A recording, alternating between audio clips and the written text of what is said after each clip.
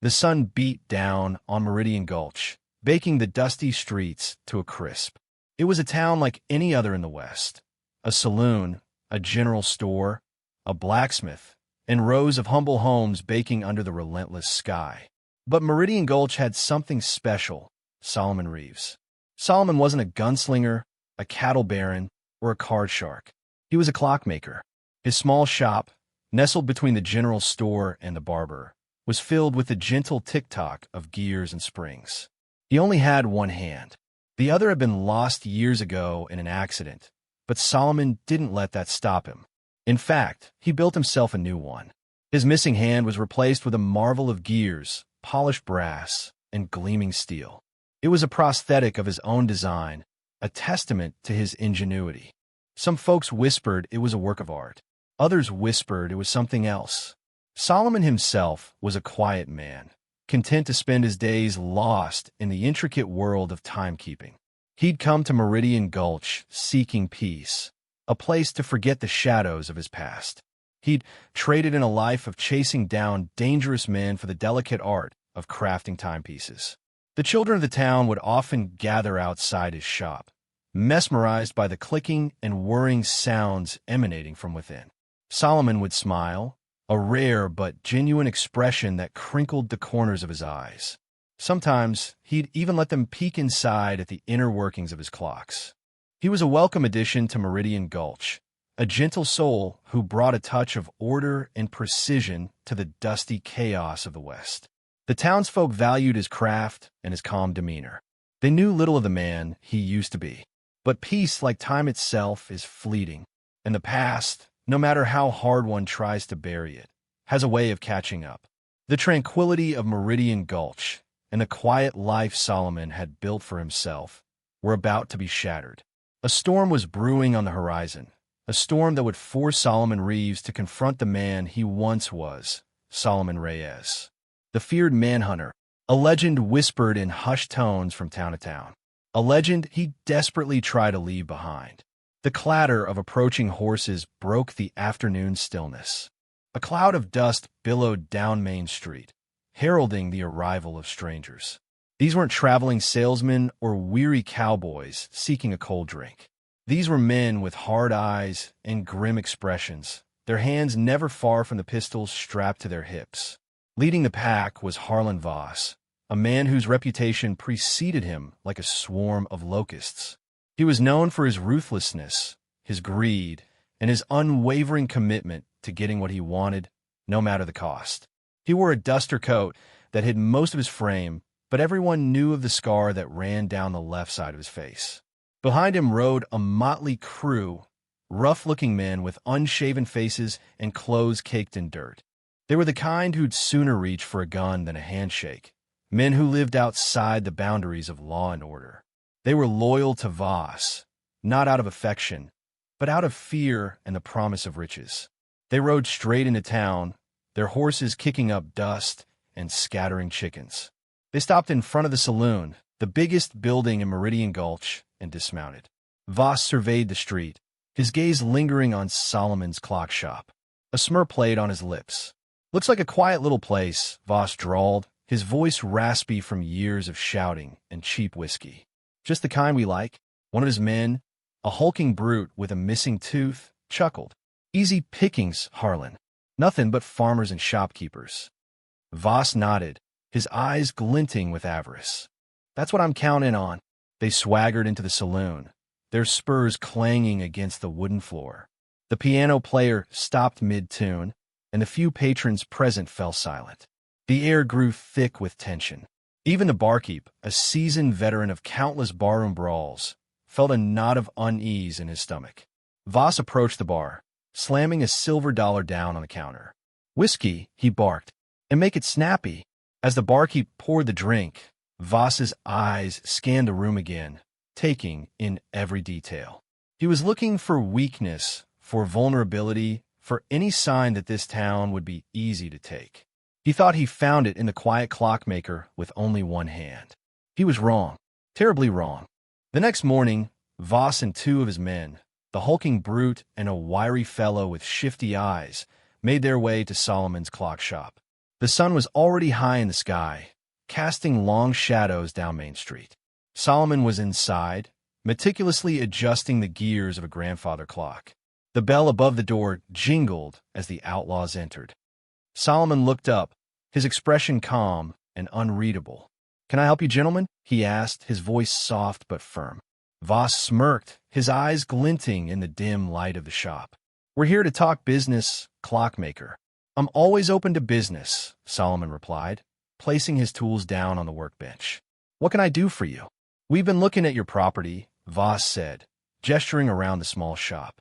"Prime real estate, right in the heart of town." Solomon's eyes narrowed slightly, but he remained silent. "We think it's worth a pretty penny," Voss continued, his voice dripping with false charm. "And we're willing to make you a generous offer." "I'm not looking to sell," Solomon said, his voice flat. "This shop is my livelihood." Voss's smile vanished, replaced by a hard, menacing glare. "Everyone has a price, clockmaker. You just haven't heard the right one yet." He stepped closer to Solomon, invading his personal space. "This town is about to change, clockmaker. Big changes. And folks who aren't willing to adapt are going to find themselves uncomfortable." The hulking brute cracked his knuckles, and the wiry fellow spat on the floor. The message was clear. This wasn't a negotiation, it was a threat. Solomon stood his ground, his one hand resting calmly on the workbench. "I'm not easily intimidated," he said, his voice still soft but now laced with a hint of steel. "Maybe you should be," Voss sneered.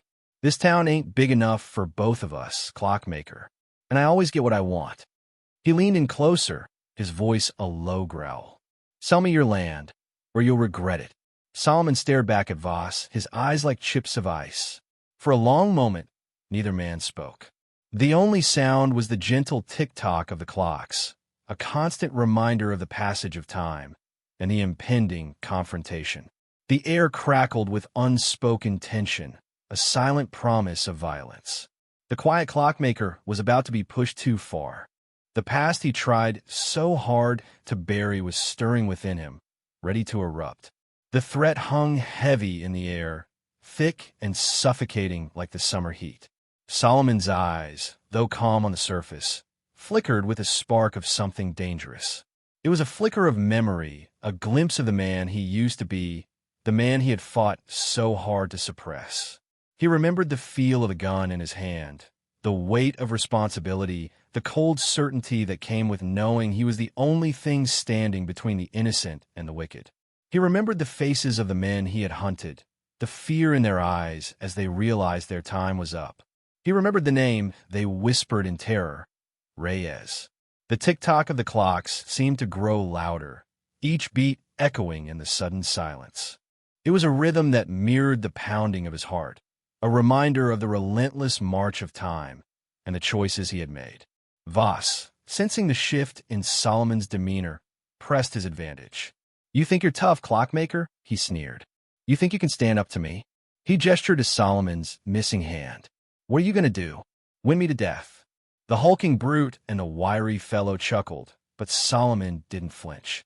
His gaze remained fixed on Voss, his eyes burning with an intensity that made the outlaw leader uneasy. "You have no idea who you're dealing with," Solomon said, his voice low and dangerous. It wasn't the voice of the gentle clockmaker. It was the voice of a hunter, a predator. Voss took a step back, a flicker of doubt crossing his face. He had faced down plenty of tough men in his time, but there was something about Solomon Reeves that unnerved him. It wasn't just his missing hand or his quiet demeanor. It was the look in his eyes, a look that spoke of a darkness that ran deeper than any physical disability. "I'm giving you one last chance, clockmaker," Voss said, his voice regaining its edge. "Sell me your land, and you can walk away. No harm, no foul." Solomon shook his head slowly, a ghost of a smile playing on his lips. "You should have walked away when you had the chance," he said, "because now it's too late." He reached down to his workbench and picked up a small, intricately carved wooden box. He opened it, revealing a collection of gleaming gears and springs, the components of his mechanical hand. He held it up, the sunlight glinting off the polished metal. "You see this," he said, his voice ringing with a newfound confidence. "This is more than just a prosthetic. It's a reminder of what I'm capable of. It's a symbol of my strength, and it's about to become your worst nightmare." Voss scoffed, tried to regain his composure. "You think a few gears and springs scare me, clockmaker? I've seen tougher men than you eat dirt." Solomon's mechanical hand twitched slightly, almost imperceptibly. It wasn't just gears and springs, of course. It was a marvel of engineering, a testament to his ingenuity and his need for survival. Within that hand lay hidden mechanisms, tools designed for more than just telling time. Tools designed for defense. Tools designed for retribution. He slowly began to assemble the hand, piece by piece, his movements precise and deliberate. As he worked, the gentle whirring and clicking sounds filled the shop, a mechanical symphony of defiance. He attached the intricately crafted fingers, each one capable of a surprising grip. He adjusted the wrist joint, allowing for a full range of motion. And finally, he locked the hand into place, a satisfying click echoing through the room. The transformation was complete. Solomon Reeves, the gentle clockmaker, was gone. Standing in his place was something else, something more, something dangerous. The ghost of Solomon Reyes had returned. Voss watched with a mixture of apprehension and disbelief. He had expected the clockmaker to cower, to beg for mercy. He hadn't expected this quiet display of defiance, this unsettling transformation. "What is that thing?" the hulking brute stammered, his bravado suddenly diminished. "Something you don't want to find out about," Solomon replied, his voice now a low growl. He flexed his mechanical hand, the gears whirring softly. "Let's just say it's more than capable of handling a few inconveniences." He took a step forward, and Voss instinctively recoiled. The air crackled with tension, the unspoken threat hanging heavy between them. "Get out," Solomon said, his voice leaving no room for argument. "Get out of my shop and get out of my town. And don't ever come back." Voss hesitated for a moment, his pride warring with his growing unease. He glanced at his men, their faces pale and uncertain. He knew he was outmatched, at least for now. With a snarl of frustration, he turned and stormed out of the shop, his men trailing behind him like whipped dogs. The bell above the door jingled as they left, the sound echoing in the sudden silence. Solomon stood alone in his shop, his mechanical hand still flexed. The ghost of Reyes lingered, a shadow of the man he used to be. He closed his eyes, taking a deep breath, and tried to push the darkness back down. But he knew it was too late. The past had been awakened, and it wouldn't be silenced so easily. The fight was coming. Voss, despite his retreat, was far from defeated. He nursed his bruised ego at the saloon, downing shots of whiskey and plotting his next move. He couldn't let a one-handed clockmaker get the better of him. It would ruin his reputation. "That clockmaker's got something up his sleeve," he muttered to the hulking brute who was nursing a beer at the bar. "I don't like it. Maybe we should just take care of him," the brute suggested, cracking his knuckles. Voss shook his head. "Too messy, and it might rile up the town. We need to be smarter than that." He paused, a cunning glint in his eyes. "We need specialized help." He sent the wiry fellow to a neighboring town, a place known for its shady characters and its willingness to turn a blind eye to violence. The wiry fellow returned the next day with Lucas Thorne. Thorne was a shadow of a man, his face gaunt and pale, his eyes cold and lifeless. He was a hired gun, a professional killer with a reputation for being as efficient as he was ruthless. He didn't ask questions. He just did the job, and he did it well. Voss explained the situation to Thorne, emphasizing the need for discretion. "I want that clockmaker gone," he said, his voice low and menacing. "But I don't want any witnesses. Make it look like an accident." Thorne nodded silently, his eyes never leaving Voss's face. He didn't need to be told twice. He understood the assignment perfectly. Meanwhile, back at the clock shop, Solomon was preparing for the inevitable. He knew Voss wouldn't give up so easily. He had faced men like Voss before, men driven by greed and a thirst for power. He knew their tactics, their weaknesses, their willingness to do anything to get what they wanted. He spent the day reinforcing his shop, boarding up the windows and securing the doors. He cleaned and oiled his old revolver, a weapon he hadn't touched in years. The familiar weight of the gun in his hand brought back a flood of memories, memories of a life he had tried so hard to forget. As darkness fell, Solomon sat alone in his shop, the only light coming from a single oil lamp on his workbench. The tick-tock of the clocks filled the silence, a constant reminder of the time slipping away. He knew Thorn was out there, waiting for the right moment to strike. He didn't know when or where. The game of cat and mouse had begun, and Solomon Reyes was ready to play. He checked the mechanisms in his hand one last time. Unbeknownst to Solomon, the town wasn't entirely oblivious to the brewing conflict. Catherine Tillman, the sharp-witted telegraph operator, had overheard snippets of conversation between Voss and his men at the saloon. She pieced together their intentions and, more importantly, the arrival of Lucas Thorn. Catherine wasn't a woman to stand idly by while injustice unfolded. She had a strong sense of right and wrong, and she admired Solomon's quiet dignity and his dedication to his craft. She couldn't let him face this threat alone. Under the cover of darkness, she slipped out of the telegraph office and made her way to the general store, where Old Man Hemlock, the store owner, was sweeping up for the night. "Mr. Hemlock," she said, her voice urgent, "we have a problem." Hemlock, a grizzled veteran of countless frontier skirmishes, listened intently as Catherine recounted what she had overheard. His eyes narrowed as she spoke of Thorn, a name that carried weight even in the hardened West. "Thorn," Hemlock muttered, shaking his head. "That's bad news. Real bad news." "We have to do something," Catherine insisted. "Solomon is a good man. He doesn't deserve this." Hemlock nodded in agreement. "You're right, Catherine. We can't let Voss and his kind run roughshod over our town." Together, they spread the word, quietly informing the other townsfolk of the danger that loomed.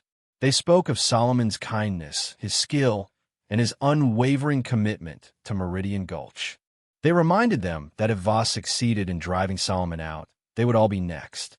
The townsfolk, initially hesitant to get involved, began to feel a sense of collective responsibility. They had welcomed Solomon into their community, and they couldn't abandon him now. They started to gather in small groups, discussing how they could help. A plan began to form, a plan that involved using their knowledge of the town and their ingenuity to protect Solomon from Thorn and Voss. They knew they were outgunned and outmanned, but they were determined to stand their ground. They were farmers, shopkeepers, and blacksmiths, not gunslingers, but they were united by a common purpose: to defend their home and to protect one of their own. As Thorn stalked the shadows, Catherine and the townspeople began to mobilize, preparing to fight back against the darkness that threatened to engulf Meridian Gulch. The quiet town was about to become a battlefield. As the town prepared for a fight, Thorn moved like a wraith through the darkened streets, his senses honed, his movements silent and deadly. He observed Solomon's shop from a distance, noting the boarded-up windows and the fortified doors. He knew he couldn't simply walk in and shoot the clockmaker. It would be too risky. He needed a more subtle approach. He noticed the alleyway that ran alongside the shop, a narrow, shadowed passage that offered a perfect vantage point. He could climb onto the roof of the adjacent building and drop down onto Solomon's roof, gaining access through the chimney. It was a risky maneuver, but Thorn was confident in his abilities. He waited patiently, watching and listening, until the town fell silent. The only sound was the gentle breeze rustling through the trees and the distant howl of a coyote. He took a deep breath, steeled his nerves, and began his ascent. Meanwhile, inside the clock shop, Solomon sat in the darkness, his senses alert. He could feel Thorn's presence, a dark shadow lurking just beyond the edge of his awareness. He knew the assassin was out there, waiting for an opportunity to strike. He checked the mechanisms in his mechanical hand one last time, ensuring that everything was in perfect working order. He had modified the hand extensively, adding hidden compartments and concealed weapons. It was more than just a prosthetic. It was a tool of survival, a testament to his ingenuity and his determination to protect himself. Suddenly, he heard a faint scratching sound coming from the roof. He knew Thorn was making his move. He extinguished the oil lamp, plunging the shop into complete darkness. He moved silently to the back of the shop, his hand resting on the butt of his revolver. Thorn dropped silently onto the roof, his movements fluid and graceful. He crept towards the chimney, his eyes scanning the area for any sign of movement. He lowered himself into the narrow opening, his body sliding down the dark shaft. As he reached the bottom of the chimney, he heard a click. A trapdoor beneath his feet sprang open, and he plunged into a dark, narrow pit. Before he could react, the trapdoor slammed shut, trapping him in the darkness. Solomon appeared above the pit, a faint smile playing on his lips. "Welcome to my trap," he said, his voice echoing in the darkness. "I've been expecting you." The trap was sprung. With Thorn captured, Solomon knew he had a valuable asset. He needed to find out who had hired the assassin and why they wanted him gone. He couldn't just rely on the town's goodwill. He needed concrete evidence to expose the truth. He left Thorn securely bound in the pit and ventured out into the night, seeking Catherine's help. He found her at the telegraph office, anxiously awaiting news. "I've captured Thorn," Solomon said, his voice low and urgent. "But I need to know who hired him." Catherine nodded, her eyes gleaming with determination. "I may have an idea," she said. "I've been monitoring the telegraph lines. There's been a lot of coded messages going back and forth between Voss and someone in town."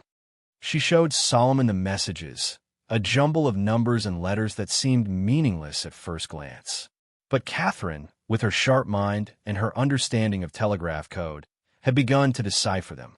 "I think these messages are being sent to Randall Morris," she said, pointing to a specific sequence of numbers. "He's a wealthy rancher who owns most of the land around Meridian Gulch." Solomon's eyes narrowed. He knew Morris, a man who always seemed to have a hidden agenda.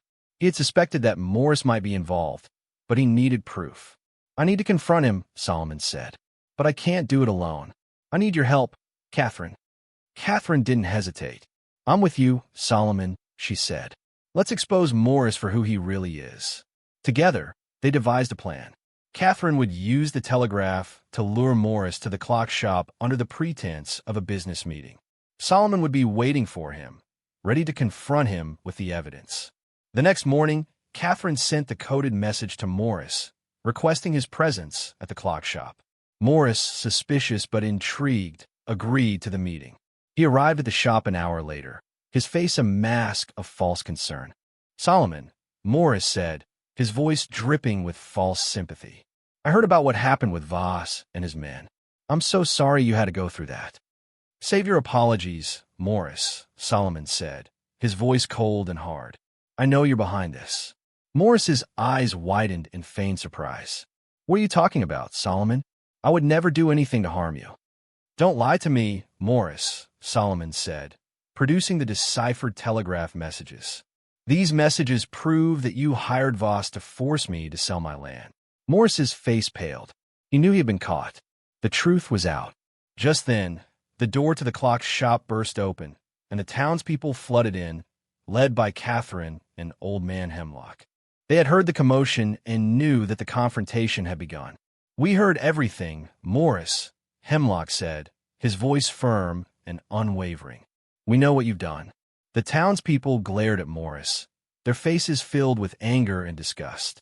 They had trusted him, respected him, and now they discovered that he had been betraying them all along. "You were willing to sacrifice Solomon, to endanger our town, just to get your hands on more land," Catherine said, her voice ringing with righteous indignation. "You're a disgrace, Morris." Morris, realizing that he was outnumbered and outmaneuvered, tried to bluster his way out of the situation. "You have no proof," he said, his voice trembling slightly. "Those messages could mean anything." "We have Thorn," Solomon said, his voice low and menacing. "He's ready to testify against you." Morris's face crumpled. He knew it was over. He had been exposed, and there was no escape. "Why, Morris?" Solomon asked, his voice filled with a mixture of anger and disappointment. "Why did you do this?" "It's about the future of this town," Morris said, his voice barely a whisper. "This town is dying, and I was trying to save it. I needed to consolidate the land, to bring in new businesses, to make Meridian Gulch prosperous again. By stealing from your neighbors? Solomon asked, his voice incredulous. By hiring outlaws and assassins? That's not how you save a town, Morris. That's how you destroy it. The townspeople murmured in agreement. They had seen Morris's vision of prosperity, and it was a vision built on greed and exploitation. They want no part of it. We're not going to let you destroy our town, Morris, Hemlock said, his voice filled with determination. We're going to fight back. We're going to build a better future for Meridian Gulch, a future based on honesty, integrity, and community. The townspeople cheered, their spirits lifted by Hemlock's words. They were no longer afraid. They were united, determined to take back their town from the corrupt and the greedy. Voss and his men are still out there, Solomon said, his voice rising above the din. They're waiting for their opportunity to strike. We need to be ready for them. The townspeople nodded in agreement. They knew the fight was far from over, but they were no longer alone. They had Solomon, Catherine, Hemlock, and each other. They were ready to defend their home, their community, and their future. The battle for Meridian Gulch had begun. The showdown came swiftly and violently. Voss, enraged by Morris's exposure and driven by his own greed, decided to take matters into his own hands. He gathered his men and stormed into Meridian Gulch, guns blazing, intent on seizing control of the town and silencing anyone who stood in his way. The townspeople, prepared for the attack, met them with fierce resistance. Hemlock, armed with a shotgun, took up a position behind the general store. Catherine, using the telegraph office as a command center, coordinated the town's defense. Farmers, shopkeepers, and blacksmiths, armed with rifles and pistols, fought bravely alongside Solomon. The streets of Meridian Gulch became a chaotic battleground, filled with the sounds of gunfire, shouting, and the thunder of horses' hooves. Voss and his men, those skilled fighters, were outmaneuvered and outnumbered. The townspeople, fighting for their homes and their freedom, fought with a ferocity that surprised even themselves. Solomon, with his mechanical hand and his years of experience as Reyes, led the charge, moving through the chaos with deadly efficiency. He took down outlaw after outlaw, his movements precise and lethal. He was no longer just a clockmaker. He was a force of nature, a whirlwind of vengeance. He finally came face to face with Voss, who was holed up in the saloon, directing the attack. The two men stared at each other, their eyes filled with hatred and determination. "It's over, Voss," Solomon said, his voice low and dangerous. "You can't win. I'll never surrender to you, clockmaker," Voss snarled, raising his pistol. "I'll die before I let you take this town." Voss fired, but Solomon was too quick. He dodged the bullet and lunged forward, disarming Voss with a swift blow from his mechanical hand. He then delivered a crushing punch that sent Voss sprawling to the ground. As Voss lay dazed and defeated, Solomon stood over him, his face grim. He had a choice to make. He could kill Voss and end the threat once and for all, or he could spare his life and let justice take its course. He looked around at the townspeople, their faces battered but triumphant. He saw their courage, their resilience, and their unwavering commitment to their community. He realized that he wasn't just fighting for himself. He was fighting for them. He made his decision. He holstered his revolver and reached down to help Voss to his feet. "The fight's over, Voss," he said. "It's time to face the consequences of your actions." He understood now. It was about protecting the people. The townspeople cheered, their hearts filled with gratitude and respect for Solomon. They had won the battle, but they had also won something more important. They had found their strength, their unity, and their sense of community. The people mattered more. The manhunter was no longer needed, only the protector. In the aftermath of the battle, Meridian Gulch began to heal. The bullet holes were patched, the broken windows were replaced, and the streets were swept clean. But the town was forever changed. The people had discovered their strength, their unity, and their capacity for courage. Morris and Voss were brought to justice, their crimes exposed for all to see. Thorne, still trapped in the pit, was handed over to the authorities. The threat to Meridian Gulch had been eliminated. Solomon, however, was still grappling with his own demons. He had embraced his past as Reyes, but he couldn't simply abandon the peaceful life he had built for himself as Reeves. He needed to find a way to integrate the two sides of his identity, to reconcile the hunter with the clockmaker. He found the answer in the faces of the townspeople, in their gratitude, their respect, and their unwavering support. He realized that he wasn't just Solomon Reeves, the clockmaker. He was also Solomon Reyes, the protector of Meridian Gulch. He could be both. He began to use his skills, both his mechanical ingenuity and his fighting prowess, to help the town. He repaired broken machinery, built new tools, and trained the townspeople in self-defense. He became a mentor, a protector, and a friend. He also found solace in his relationship with Catherine. She had seen both sides of him, the gentle clockmaker and the ruthless manhunter, and she had accepted him for who he was. She understood his struggles, his fears, and his hopes. One evening, as the sun set over Meridian Gulch, Solomon and Catherine stood outside the clock shop, watching the townspeople go about their lives. The air was filled with the sounds of laughter, music, and the gentle tick-tock of Solomon's clocks. "You know," Catherine said, smiling, "I think you've finally found your place, Solomon." Solomon nodded, his heart filled with a sense of peace and belonging. "I think you're right, Catherine," he said. "I'm home." He looked out at the town, at the people he had come to care for, and he knew that he had made the right choice. He had embraced his past, accepted his present, and found his future in Meridian Gulch. He was Solomon Reeves, the clockmaker, and Solomon Reyes, the protector, and he was finally at peace. The end.